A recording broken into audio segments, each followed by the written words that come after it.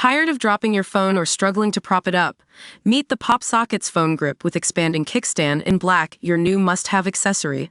Don't miss out. Grab yours today. Click the link in the video description to shop now on Amazon.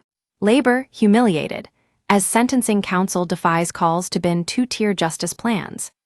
The prospect of two-tier justice edged even closer on Friday after the Sentencing Council defended hugely controversial new guidelines.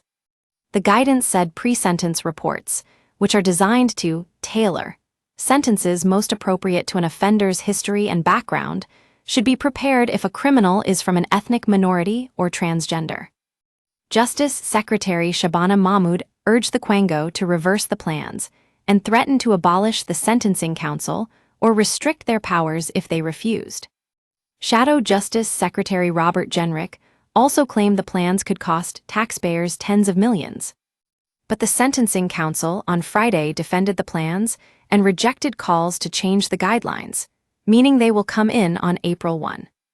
And Mr. Jenrick declared, Shabana Mahmood has been humiliated by the Sentencing Council. In 3 days' time we will have two-tier sentencing because of her and two-tier care. It is shameful they sat on their hands and chose not to legislate to prevent two-tier justice. They told MS Mahmood. For most of the cohorts, the need for a pre-sentence report arises from some characteristic of the offender. In the case of ethnic, cultural, and faith minority groups, the issue is the need to provide full information to the sentencing court. The council consulted on the inclusion of a list of cohorts. As I explained in my previous letter, the overall response to the consultation was positive. The crucial point is that a pre-sentence report will provide information to the judge or magistrate. It will not determine the sentence.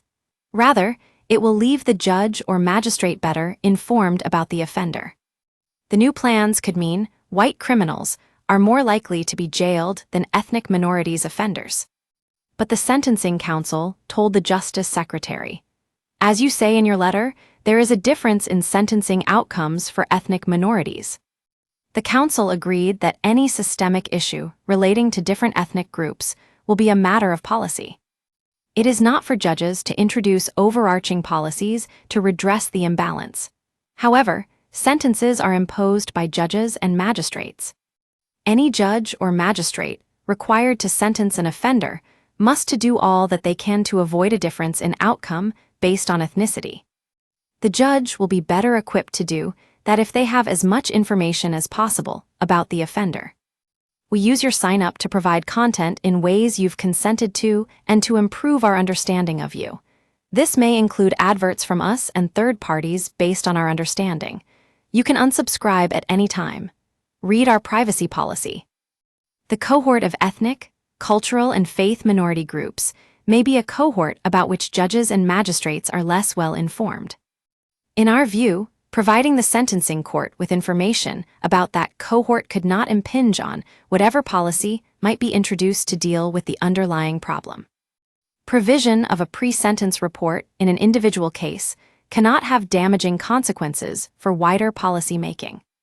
Responding to the news that her suggestion had been rejected, MS Mahmood said, I have been clear in my view that these guidelines represent differential treatment, under which someone's outcomes may be influenced by their race, culture, or religion. This is unacceptable, and I formally set out my objections to this in a letter to the Sentencing Council last week. I am extremely disappointed by the Council's response.